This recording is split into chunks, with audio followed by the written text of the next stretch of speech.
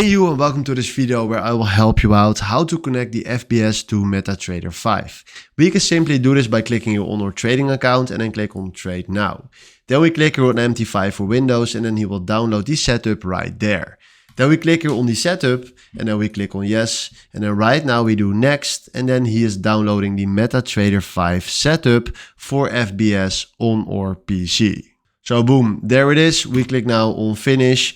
He will launch the MQL5 and then right here you will find here the MetaTrader 5. So right now the one thing that we need to do is we click here on File, open an account, search right here for FBS. It's standing right there. So we click on that and then we do next.